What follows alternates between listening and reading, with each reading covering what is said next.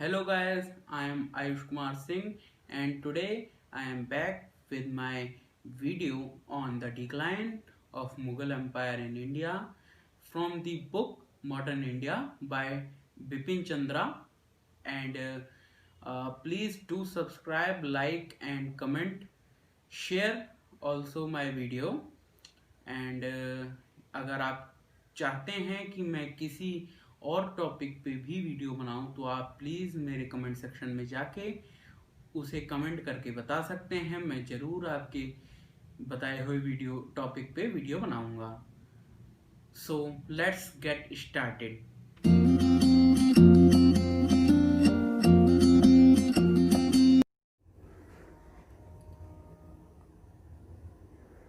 चलिए शुरू करते हैं। India in the 18th century, ये पहला चैप्टर है बिपिन चंद्रा सर की बुक का, मॉडर्न इंडियन हिस्ट्री का। इस चैप्टर को मैं 3 वीडियोस में डिवाइड करके बनाऊंगा। पहला पार्ट है ये इस चैप्टर का, decline of the Mughal empire. Bahadur Shah. The great Mughal Empire got disintegrated in the first half of the 18th century. 18th century मतलब 1701 से लेके 1799 तक। तो first half of this 18th century means 1750 till 1750. On Aurangzeb's death, his 3 sons fought among themselves for the throne. The 65-year-old Bahadur Shah emerged victorious. Aurangzeb की death के बाद, मृत्यु के बाद, उनके तीनों बेटे राजगद्दी के लिए लड़ाई करने लगे और उसमें जो बहादुर शाह था, बहादुर शाह विक्ट्री पा गया और 65 साल का था लगभग। अब तो बुढ़ा ही कहा जाएगा क्योंकि 60 पे तो रिटायरमेंट दे देते हैं अब। तो इस वजह से ये बहादुर शाह विक्ट्रियस रहा। He was a learned, dignified, and there was a evidence of reversal of the narrow-minded policies and measures adopted by the Aurangzeb. अब औरंगज़ेब की नैरो माइंडेड पॉलिसीज़ थी रिलीजियस इंटॉलरेंस की। औरंगजेब बिल्कुल भी मतलब सेकुलर नहीं था। ये सिर्फ और सिर्फ आपने देखे होंगे कि अयोध्या में और बनारस में इन्होंने मंदिरों को तोड़वा के मस्जिद बनवा दी थी। बहुत ही जिसे हम कहते हैं कि बहुत ही रिजिड था अपने रिलीजन को लेके। तो नैरो माइंडेड पॉलिसीज़ थी औरंगजेब के समय में। ये थोड़ा लगा कि बहादुर शाह एक जो कि लर्नड और डिग्निफाइड किंग बने हैं नए, ये थोड़ा रिवर्स कर दें उनको, ऐसा लगा था।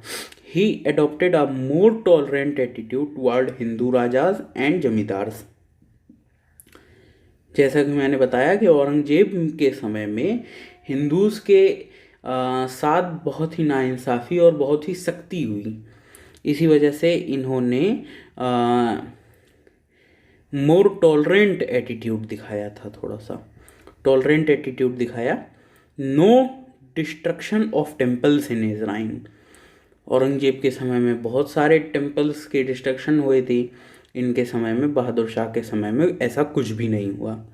He made attempt to make greater control over the Rajput states of Amber and Marwar by replacing जय सिंह आम्बेर के राजा थे आमेर के, with his brother Vijay Singh.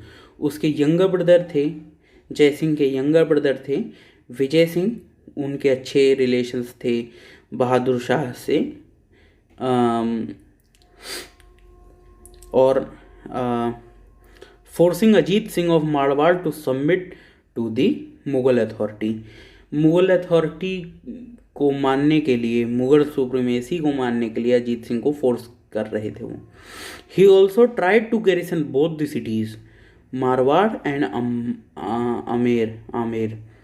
This attempt of his was met with firm resistance, क्योंकि कभी भी राजपूत जो है इतनी आसानी से नहीं छोड़ते थे, तो इन्होंने बहुत ही फर्म रेसिस्टेंस के साथ किया। गैरिसन मतलब होता है कि सिटी को चारों ओर से घेर लेना। तो he arrived at an peace settlement with both the state were resorted to rajas. सारे स्टेट्स जो थे रिजॉर्ट उनको वापसी लौटा दिए गए थे।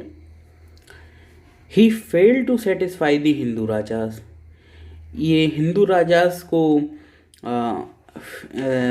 फुल्ली सेटिस्फाई नहीं कर पाए थे। He did not recognise Sahu as the rightful Maratha king and this led to the fight between Tarabai and Sahu. In this way they were also dissatisfied and the Deccan remained to be a prey of disorder. Deccan हमेशा ही Mughals के लिए नासूर बना रहा और डेक्कन पे कभी पूरी तरह से राज नहीं कर पाए। छोटे मोटे ही सही, लेकिन रेबेलियन लगातार चलते रहे और कभी भी इनको शांति से नहीं बैठने दिया डेक्कन में मुगल्स को। ताराबाई साहू जी जो साहू जी महाराज थे उनको इन्होंने किंग मानने से मना कर दिया। Maratha king rightful Maratha king मानने से मना कर दिया। इस वजह से ताराबाई और साहू जी में लड़ाई हो गई थी। इस वजह से ये दोनों भी डिससेटिस्फाइड थे बहादुर शाह से, और जो है डेक्कन नासूर बना ही रहा इनके लिए। Bahadur Shah made a peace settlement with Guru Gobind Singh and giving him a high mansab, but after Gobind Singh's death, Sikh revolted under the leadership of Banda Bahadur and their relations worsened. गुरु गोबिंद सिंह के साथ इन्होंने पीस सेटलमेंट किया बहादुर शाह ने, और उनको एक हाई मनसब का मतलब रैंक, ओहदा, हाई ऊंचा ओहदा दिया था। और इस वजह से गुरु गोबिंद सिंह के साथ तो बहादुर शाह के रिलेशंस अच्छे हो गए, लेकिन गुरु गोबिंद सिंह के डेथ के बाद फिर सिख ने बंदा बहादुर के लीडरशिप में रिवोल्ट कर दिया। इस वजह से वहाँ से भी ये फेल हो गए। He signed a peace settlement with the Jat leader Churaman and Churaman also helped him to fight with the Sikhs. तो चूरामन जो है एक लीडर थे, जाट लीडर, उनके साथ पीस सेटलमेंट किया था, और जो चूरामन भी इनके साथ सिखों से लड़ने में, जो बंदा बहादुर के साथ रिबेल किए थे उनके साथ लड़ने में इन्होंने मदद की थी। Position of the state finances worsened as a result of his reckless grants of jagirs and promotions. जैसे आपने अभी देखा हाई मनसब दिया था, हाई मनसब दिया बहादुर शाह ने इनको, गुरु गोबिंद सिंह को। इसी तरीके से ये मनसब बांटते रहते थे, हाई मनसब देते थे, हाई पोजीशन देते थे, और ग्रांट्स, जागीर जो थी इनकी, उनकी ग्रांट्स बहुत कर देते थे, प्रमोशन लगातार बढ़ा रहे थे। इसी वजह से ये अपने स्टेट की स्थिति संभालने के लिए कर रहे थे, लेकिन फिर भी स्टेट फाइनेंसेस बिगड़ते गए। उनकी डेथ हो गई, बहादुर शाह की डेथ हो गई 1712 में, और इसके बाद फिर सिविल वॉर में, एक तरह से सिविल वॉर ही था, राजगद्दी के लिए लड़ाई थी, और एक तरह से फिर पूरा एम्पायर जो है सिविल वॉर में चला गया। अब आते हैं जहांदर शाह। इनके बाद बहादुर शाह के बेटे जहांदर शाह बने। Jahandar Shah, one of less abled sons, won the civil war because he was supported by Zulfikar Khan, the most powerful noble of that time. He was very less efficient and was fully devoted to pleasure. He lacked dignity and decency. इस समय भी चुनाव वही जीतता है जिसके पास back में थोड़ा जो है कोई स्पॉन्सरशिप हो बहुत अच्छी। तो इसी वजह से नोबेल्स जो थे वो नोबेल्टी उस समय की, बहुत पैसे वाले लोगों को नोबेल्स कहा जाता था। तो पावरफुल नोबेल थे एक जुल्फ़िकार खां, उनका बैक सपोर्ट था जहांगीर शाह को, इस वजह से जहांगीर शाह बने राजा और बहादुर शाह के बाद। और ये थोड़ा लेस एबल्ड थे, ये उतने एबल नहीं थे। इनके और सन्स जो रहे होंगे, इनके भाई रहे होंगे जहांगीर शाह के, वो हो सकता है और एबल रहे हों, लेकिन बैक किंग थी इनको जहांगीर शाह जुल्फ़िकार खां की, इस वजह से ये ही किंग बने। तो ये फुल्ली डिवोटेड थे प्लेजर के लिए, इन्हें ऐश और आराम चाहिए था, आराम बहुत करते थे ये। In his reign the administration was totally in the hands of extremely capable and energetic Zulfiqar Khan who became his wazir. यहीं से आप देखेंगे कि ज़्यादातर वज़ीर नोबल्स ही बनेंगे, नोबल्टी क्लास जो है वही ज़्यादातर वज़ीर बनेगी। तो आप जुल्फ़िकार खान ने क्योंकि इनको बैक किया था, इन्हीं का हाथ था इनको राजा बनाने में, इस वजह से वज़ीर जो हैं इस समय, जैसे वज़ीर प्राइम मिनिस्टर, होम मिनिस्टर को कहते हैं। प्राइम मिनिस्टर अगर किंग है तो होम मिनिस्टर उसका वज़ीर हुआ। तो उसी तरीके से होल सोल होते थे वज़ीर।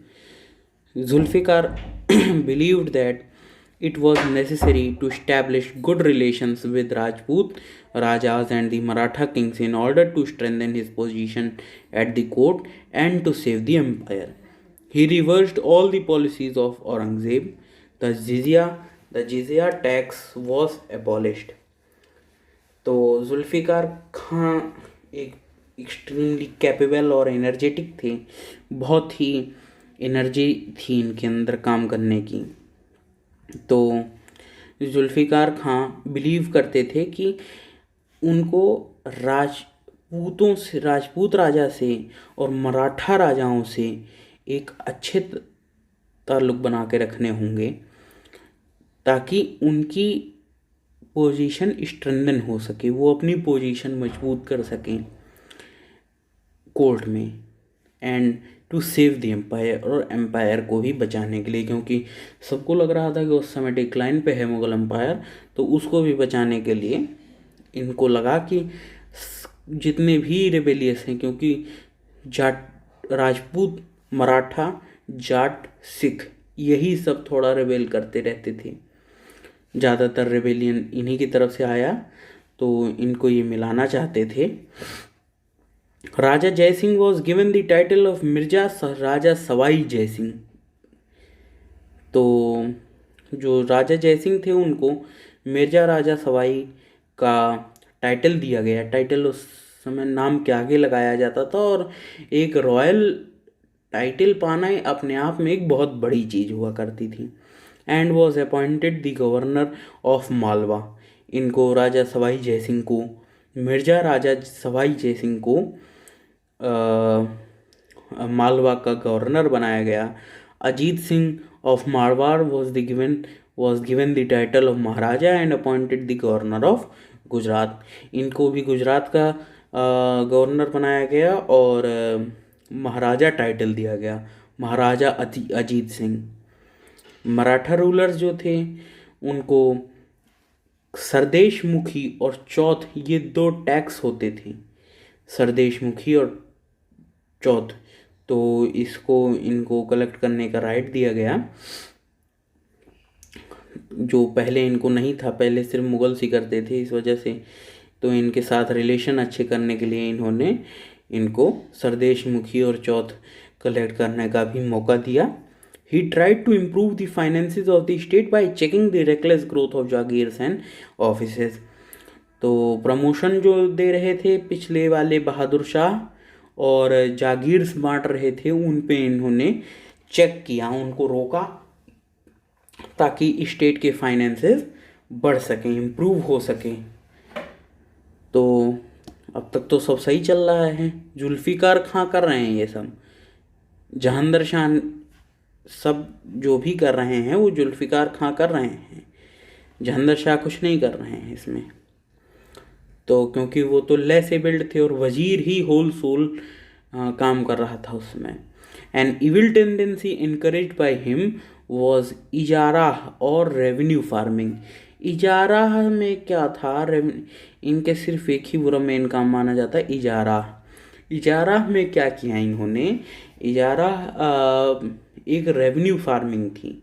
इन्होंने रेवेन्यू फार्मर्स बना दिए बड़े बड़े, उनको खेत बांट दिए।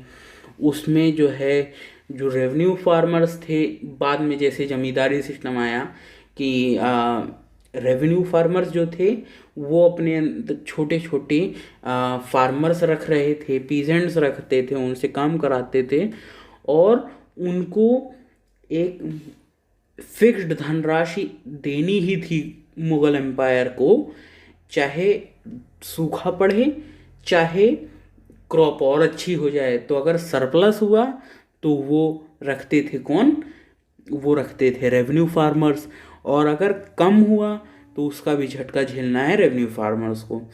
लेकिन पूरा एक फिक्स्ड अमाउंट जो है गवर्नमेंट को मिलना था, जो एम्परर था उसको मिलना था। तो इसका मतलब कि एम्परर को ना तो अच्छी फसल हो या बुरी फसल हो, कोई भी मतलब उससे नहीं होता था, उसको ना फ़ायदा होना है ना नुकसान होना है। तो ये थोड़ी बुरी थी, क्योंकि फिर जो है अगर सूखा भी पड़ रहा था तो रेवेन्यू फार्मर्स को देना था, तो वो पीजेंट्स से ही खींच रहे थे पूरा अपना पैसा, revenue. Some of the evil-minded people poisoned Jahandar Shah's ear that the wazir was becoming so powerful that he will eventually throw him and become the ruler itself. कुछ बुरे दिमाग के लोग, इविल माइंडेड, थोड़ा बुरी सोच रखने वाले, उन्होंने कान भर दिए जहांदर शाह रूलर जो थे उनके, कि देखो भाई वज़ीर इतना पावरफुल बनता जा रहा है, हर काम वही कर रहा है, तो एक दिन वो आपको हटा के खुद राजगद्दी पे बैठ जाएगा, फिर पपेट राजा की ज़रूरत क्या है। The cowardly ruler don't had the courage to dismiss the powerful wazir, so he began to intrigue against him secretly. This was the most destructive thing which could happen to a healthy administration. उस समय का administration healthy था और मतलब बहुत ज़्यादा हालत नहीं बिगड़ी थी इनकी मुग़ल एम्पायर की। तो क्योंकि राजा तो कवर्डली था, उसे ऐश और आराम के अलावा कुछ आता ही नहीं था, तो ना तो वो डायरेक्ट पावरफुल, इतना वज़ीर जो था वो इतना पावरफुल था, वो बहुत ही एनर्जेटिक और एक्सट्रीमली कैपेबल था, तो उनको तो हटा नहीं सकता था डायरेक्टली। तो इस वजह से उनके खिलाफ साजिशें रचने लगा राजा, और जो है साजिशें रचने लगा ताकि उनको हटाया जा सके। तो अब ये एक राजा अपने वजीर के खिलाफ साजिश रच रहा है, तो ये तो सब कुछ उल्टा पुल्टा कर देगा ना। His reign came to an end when he was defeated in a war near Agra by Farrukhsiyar his nephew. फिर इनकी लड़ाई हुई उनके नेफ्यू, उनके जो भतीजे थे फर्रुखसियार, उनसे, और फिर जो है ये हार गए राजा, और फर्रुखसियार नए राजा बनते हैं। New emperor becomes Farrukhsiyar. अब आते हैं फर्रुखसियार पे। Farrukhsiyar owed his victory to the Sayyid brothers. अब यहाँ से सैयद ब्रदर्स का बहुत ही अहम रोल आप देखेंगे, यहाँ से स्टार्ट होता है। और सैयद ब्रदर्स कौन थे? अब्दुल्ला खान एंड हुसैन अली खां बाराव। हुसैन अली खां बाराव, ये दो ब्रदर्स थे, इनको सैयदी ब्रदर्स कहते थे। एंड देयरफॉर बिकेम वज़ीर, अब्दुल्ला खान बने वज़ीर, मीर बख्शी बने हुसैन अली खां। मीर बख्शी होते थे मिलिट्री हेड। तो Sayyid brothers soon gained control over the affairs of the state, क्योंकि जो बैक पावर होता था उन्हीं की वजह से, अगर आप राजा बन रहे हो तो वो तो अहम भूमिका निभाएंगे ही ना आपके राज्य में। तो Farrukh Siyar lacked the capacity to rule. Farrukh Siyar भी एक इनएफिशिएंट रूलर थे। He was cruel, cowardly, undependable and faithless, but he did not want to give the Sayyid brothers free hand in administration and wanted to exercise personal authority. Farrukh सियार एक बहुत ही cowardly ruler था और cruel था, अनडिपेंडेबल था, faithless था, लेकिन फिर भी वो चाहता था भाई पावर किसे नहीं प्यारी है। तो फर्रुख सियार चाहते थे कि सैयद ब्रदर्स के हाथ में ना रहे पावर और एडमिनिस्ट्रेशन जो है मेन वो वेस्ट करे फर्रुख सियार के हैंड में। On the other hand the Sayyid brothers were convinced that the administration could be carried out properly, the decay of empire checked and their own position safeguarded only if they were the real authority and the king was mere pawn।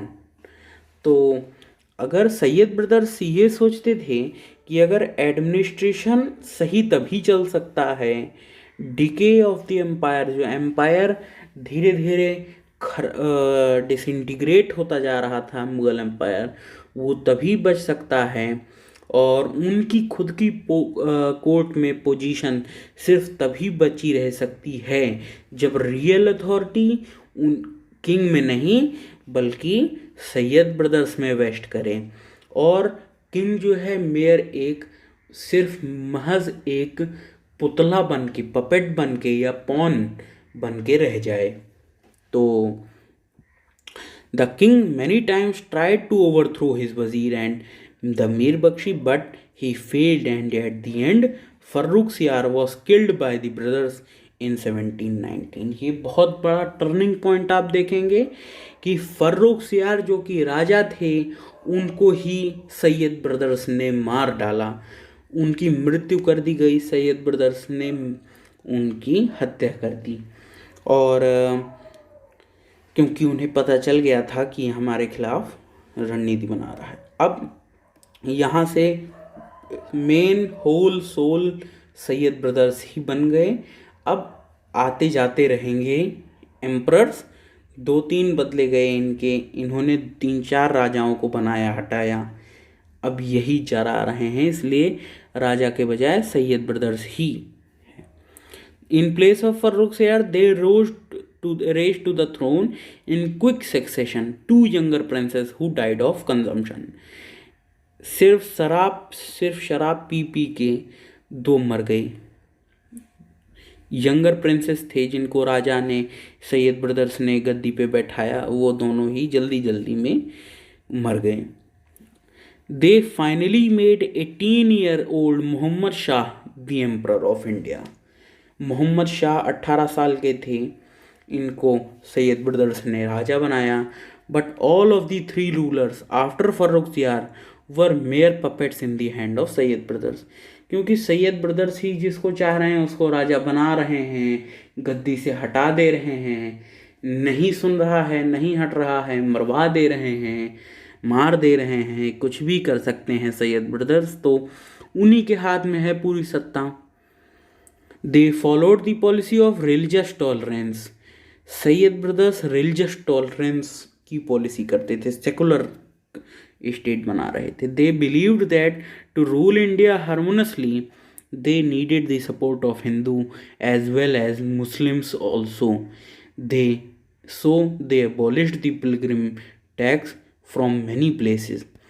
तो Sayyid brothers ने ये इनको लगा कि अगर हमें India को, भारत पे राज करना है आराम से, तो हम जो है हमें एक सबसे मिल के हमें चलना होगा, Hindu as well as Muslims, और सेकुलर कंट्री बना के चलना होगा, तभी हम ज़्यादा आगे बढ़ पाएंगे। तो इन्होंने कई रिफॉर्म्स किए थे इसमें, और एबॉलिश भी किया था पिलग्रिमेज टैक्स। पिलग्रिम टैक्स क्या था कि अगर हम इस समय हम तीर्थ यात्रा करने जाते थे तो तीर्थ यात्रा पे हमें टैक्स देना पड़ता था, वही पिलग्रिमेज टैक्स, पिलग्रिम टैक्स है। तो कई जगहों से, कई तीर्थों से इन्होंने पिलग्रिम टैक्स भी हटाया। They made an agreement with the king Shahu, king Shahu ji Maharaj जिनको मानने से मना कर दिया था पहले, तो उनके साथ भी इन्होंने किया और agreement through which Sahu promise to help them with 15,000 wanted soldiers in the Deccan. Deccan में उनको सईद ब्रदर्स को या मुग़ल एम्पायर को 15,000 सोल्जर्स की मदद देने का ऐलान किया था किंग साहू ने। Lawlessness and disorder spread everywhere. तो सिर्फ और सिर्फ लॉलेसनेस ही थी।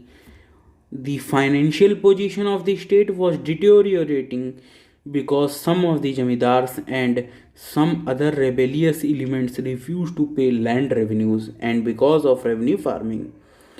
क्योंकि अराजकता की स्थिति बढ़ती जा रही थी और फाइनेंशियल पोजीशन जो स्टेट की थी वो धीरे धीरे, जो आर्थिक स्थिति थी वो मंदी आती जा रही थी, आर्थिक स्थिति में आर्थिक मंदी बढ़ती जा रही थी और रॉयल ट्रेजरी खाली होती जा रही थी क्योंकि कुछ जमींदार्स और कुछ रेबेलियस एलिमेंट्स ने रेवेन्यू देने से मना कर दिया क्योंकि रेवेन्यू फार्मिंग हो रही थी उस समय। तो जुल्फ़िकार खान ने रेवेन्यू फार्मिंग लाई थी, इंट्रोड्यूस कराया था जुल्फ़िकार खान ने रेवेन्यू फार्मिंग को। Because of all this the salaries of the officers and troops was not given on time and they became indisciplined and even mutinous। तो एक राजा तब तक ही राज करता है जब तक उसकी सेना काम कर रही है उसके साथ। तो जब तक उसके सिपाही उसके साथ नहीं होंगे, ऐसा कोई भी राजा नहीं है कि वो राज कर पाएगा अकेले। तो जब स्टेट की फाइनेंशियल आर्थिक मंदी आती गई तो फिर जो सैलरीज थी ऑफिसर्स और ट्रूप्स की, उनके सिपाहियों की, अधिकारियों की, वो रुकने लगी और इस वजह से वो बहुत ही अराजक हो गए और म्यूटिनियस भी हो गए वो। अब आते हैं Mohammad Shah, some of the powerful nobles headed by Nizamul Mulk. अब आते हैं सैयद ब्रदर्स के बाद निजामुल मुल्क भी एक बहुत ही आप देखेंगे जितने भी ये जहांगीर शाह के टाइम से लेके आप देखेंगे जितने भी नोबल्स हैं वही वज़ीर बन रहे हैं और ये बहुत ही एबल होते हैं क्योंकि आपने देखा होगा कि जिनको अगर खैरात में किसी को मिल जाती है कोई चीज़ तो उसको उसकी अहमियत नहीं पता होती।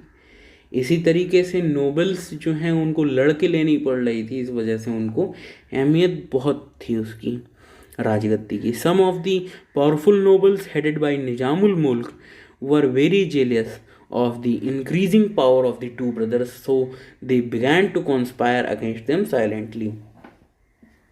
तो निजामुल मुल्क और उनके साथ ही कुछ नोबल्स जो थे वो बहुत ही ईर्ष्या करते थे सैयद ब्रदर्स से, तो वो उनके खिलाफ रणनीति बनाना चालू कर दी उन्होंने। They were looked upon as traitors by the प्रजा because they had killed the king Farrukhsiyar. तो एक साधारण सी बात है कि आदमी के प्रजा के अंदर डर बैठ जाएगा कि जब हमारा राजा नहीं बचा इनके चंगुल से तो हम कैसे बचे, हम क्या चीज़ हैं कि अगर राजा को जो आदमी मार सकता है वो तो कुछ भी कर सकता है ना। तो इस वजह से उनको जो है एक बहरूपिया, ट्रेटर जो है बहरूपिया होता है, तो ट्रेटर माना जाने लगा। प्रजा जो थी वो ट्रेटर मानती थी उनको, सैयद ब्रदर्स को। Some of the Muslims did not like the policy of religious tolerance and they looked at it as the anti Mughal and anti Islamic policies. Anti Mughal और एंटी इस्लामिक पॉलिसीज कह रहे थे क्योंकि वो नहीं देखना चाहते थे कि हिंदू भी इस एम्पायर में बढ़ रहे हैं, तो रिलीजियस टॉलरेंस जो कर रहा था, सेकुलर जो बन रहा था, या सारे धर्मों को मान रहा था, उनको इन्होंने कहा कि एंटी मुगल है, मुगल सल्तनत के खिलाफ है और इस्लाम धर्म के खिलाफ है ये सब। तो they anti Sayyidi nobles, the anti Sayyidi nobles, जो सैयद ब्रदर्स के खिलाफ थे nobles, were backed by the emperor Mohammad Shah. Mohammad Shah से इनको, मोहम्मद शाह को का बैकअप था सैयद ब्रदर्स को हटाने के लिए। निजामुल मुल्क और इनके साथियों को मोहम्मद शाह का भी बैकअप था। मोहम्मद शाह भी सैयद ब्रदर्स ने ही बनाए थे राजा। तो लेकिन फिर भी मोहम्मद शाह नहीं चाहता था कि ये पावर में रहें। मोहम्मद शाह चाहता था कि वो खुद ही इनकी राजगद्दी संभाले। तो in 1720 they succeeded in the treacherous assassinating the Hussain Ali Khan younger brother, and the other one was defeated in the war near Agra। तो जो हुसैन अली खां थे, उनके छोटे भाई, सैयद ब्रदर्स के छोटे भाई थे, वो उनकी कॉन्स्पिरेसी के उनके खिलाफ षड्यंत्र रचा गया और उनको मार दिया गया। फिर जो दूसरे उनके भाई थे, उनके बड़े भाई थे, जो उनको आगरा के पास जो लड़ाई युद्ध हुआ उसमें हरा दिया गया। जो सैयद ब्रदर्स थे उनको किंग मेकर्स कहा गया। किंग मेकर्स, वो राजा बना बिगाड़ रहे थे, इस वजह से उन्हें किंग मेकर्स की उपाधि दी गई थी। निजामुल मुल्क बिकेम द वज़ीर, क्योंकि जब निजामुल मुल्क की हेड कर रहे थे, जिसको मोहम्मद शाह ने बैक किया था, तो इसी वजह से निजामुल मुल्क वज़ीर बनते हैं। There was still some hope of saving the Mughal empire from the decline. An efficient ruler could have saved the empire, but Muhammad Shah was not the person of the moment. He did not listen to the able wazir, whereas he even shared the bribes taken by his own courtiers। तो आप देख सकते हैं, अब निजामुल मुल्क जो है एक बहुत ही इफ़िशिएंट वज़ीर था, लेकिन क्योंकि सैयद ब्रदर्स को भी मोहम्मद शाह ने इसी वजह से हटाया था, क्योंकि वो चाहते थे, who wanted to free himself from the two brothers, क्योंकि वो चाहते थे अपनों की जो मेन पावर है वो वेस्ट करे किंग के अंदर, मोहम्मद शाह के अंदर। इस वजह से उन्होंने सैयद ब्रदर्स को हटाया था। तो निजामुल मुल्क को तो वो पावर दे नहीं सकते थे ना, इस वजह से जो है निजामुल मुल्क की नहीं सुनते थे मोहम्मद शाह। और फिर भी एक उम्मीद थी कि हाँ, हो सकता है कि अगर कोई अच्छा रूलर रहा होता, एफिशिएंट रूलर रहा होता, उनके साथ निजामुल मुल्क मिलते, तो जो कि एक बहुत ही एफिशिएंट नोबल मैन थे, तो हो सकता है कि मुग़ल एम्पायर डिके से रोका जा सकता था, डिसइंटीग्रेशन से रोका जा सकता था। लेकिन मोहम्मद शाह जो थे वो बहुत ही एफिशिएंट नहीं थे, तो वो इनएफिशिएंट रूलर थे, इस वजह से ऐसा नहीं हो सका। और वो कभी भी अपने वज़ीर की बात नहीं सुनते थे, और हद तो तब हुई जब he shared the bribes taken by his favorite courtiers। अब करप्शन तो तभी ख़त्म होगा जब ऊपर के जो अधिकारी हैं या जो राजा है वो सख्ती करे नीचे वालों पे। अब जब ऊपर से लेके नीचे से लेके ऊपर तक राजा तक मिला हुआ है और हिस्सा बांट रहा है, जो उन्होंने घूस ली है उसमें जब हिस्सा बांट रहा है, तो ये बहुत ही ज़्यादा करप्शन को बढ़ावा है ना, ब्राइब्स तो अब सब लेंगे। तो जो हैं अब निजामुल मुल्क was very able and he became the वजीर इन 1722. Since then he made efforts to reform the administration, but at the end, in 1724, he left the empire at his own fate and moved to the Deccan to found the state of Hyderabad. इन्होंने Hyderabad state भी इन्होंने ही स्थापित किया है, निजामुल मुल्क।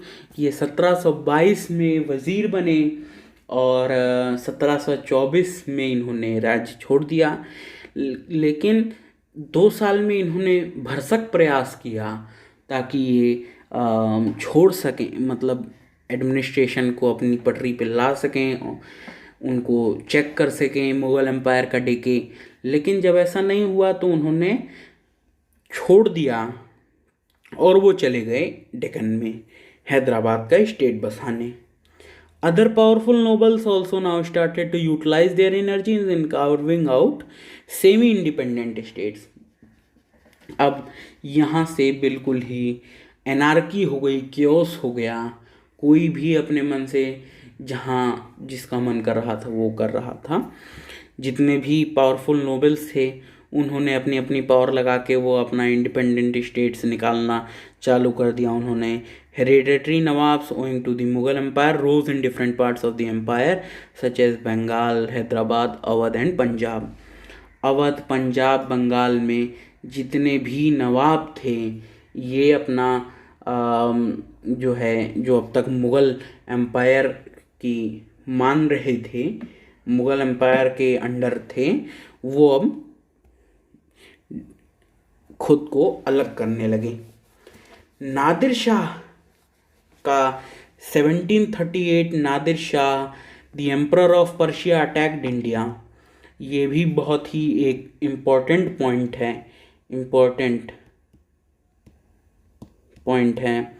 नादिर शाह ने बहुत ही लूट मचाई in India. He did not met any firm resistance and when he conquered Lahore hurried preparations were made, but the disunity, poor leadership and mutual jealousy and distrust could lead only to defeat.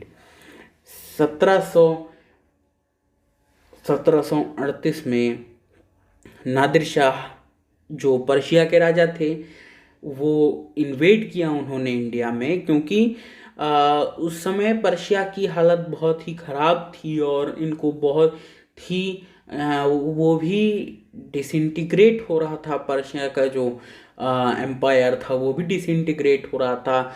State finances बहुत ही आर्थिक मंदी वहाँ भी थी। तो क्योंकि India तो पहले सोने की चिड़िया कहा जाता था, यहाँ बहुत ही पैसा था। और दूसरा ये भी था कि इस समय कोई भी ऐसा एफिशिएंट रूलर इंडिया में नहीं था मुग़ल एम्पायर में जो कि उन्हें चेक कर सकता, रोक सकता। तो इनको एक वैक्यूम सा क्रिएट हुआ और जैसे कि जगह भरने के लिए गर्म हवा की जगह भरने के लिए ठंडी हवा दौड़ती है, उसी तरीके से पैसा लूटने के लिए नादिर शाह की गलत निगाहें इंडिया पे पड़ी, भारत पे पड़ी। और जब जीतते जीतते लाहौर तक पहुंच गया तब इनको होश थोड़ा सा आया और ये प्रिपरेशंस करना चालू की इन्होंने। लेकिन फिर भी उसका कोई डिसयूनिटी थी, पुअर लीडरशिप थी, तो इनकी बहुत ही पुअर लीडरशिप रही और डिसयूनिटी थी, इनमें एकता नहीं थी, जीलस थे, ये आपसी में बहुत ही ईर्ष्या करते थे, डिस्ट्रस्ट था इनमें, आपस में जो है बिल्कुल भी ट्रस्ट नहीं था। इस वजह से तो ये हारे। द टू आर्मीज़, एक तो नादिर शाह की और दूसरी जो है मुग़ल एम्पायर, ये दोनों जो हैं इनकी सेनाएं लड़ी करनाल में 13 फरवरी 1739 को, और नादिर शाह ने हरा दिया मोहम्मद शाह को और मोहम्मद शाह प्रिजनर कैदी बना दिए गए थे नादिर शाह के, और नादिर शाह दिल्ली को मार्च करता है। अब दिल्ली में आके वो बहुत ही लूटपाट, नादिर शाह ने ऐसी कोई भी चीज़ें नहीं छोड़ी थी जो उसने ना लूटी हो, हर एक चीज़ नादिर शाह ले गया था। The terrible massacre of innocent citizens were ordered by Nadir Shah for the reprisal of the death of some of his soldiers. He took all the royal treasury and royal property. Besides this, he also took the famous Kohinoor diamond and the diamond studded peacock throne of Shah Jahan. तो नादिर शाह ने जो है बहुत ही terrible Masekar order कर दिया था। इन्होंने नरसंहार के लिए कह दिया कि आप सबको मारो, क्योंकि इसके कुछ सोल्जर्स मर गए थे। तो नादिर शाह ने उसका बदला लेने के लिए यहाँ की आम जनता को मरवाना चालू कर दिया। He took all the royal treasury, royal property, royal property और फेमस कोहिनूर हीरा जो है, कोहिनूर डायमंड, और एक हीरा जड़ा हुआ पीकॉक थ्रोन था शाहजहाँ का, ये भी बहुत फेमस माना जाता है। मोर गद्दी थी इनकी, मोर के जैसी बनी हुई थी, हीरे जड़े थे उस समय, बहुत ही वैल्यूएबल थी, उसको भी ये ले गया। तो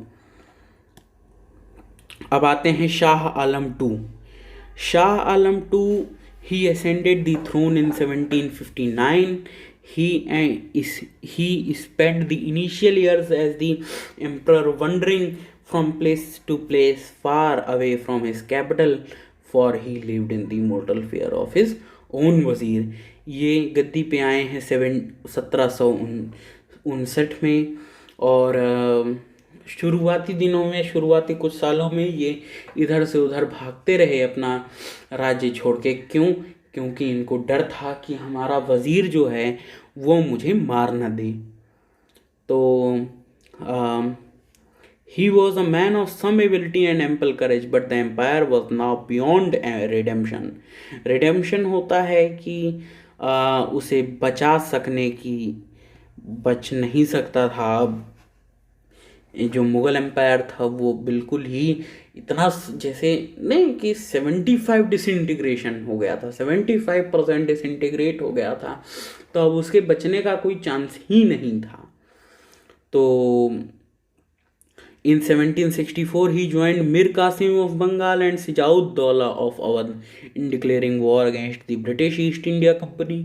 ब्रिटिश ईस्ट इंडिया समय काफ़ी हद तक अंदर आ चुकी थी, तो इन्होंने साथ दिया मीर कासिम का बंगाल के, और सिराजुद्दौला जो अवध के थे, ईस्ट इंडिया खिलाफ, ब्रिटिश ईस्ट इंडिया कंपनी के खिलाफ लड़ने में, लेकिन इनके हार हो गई, defeated in battle of Buxar.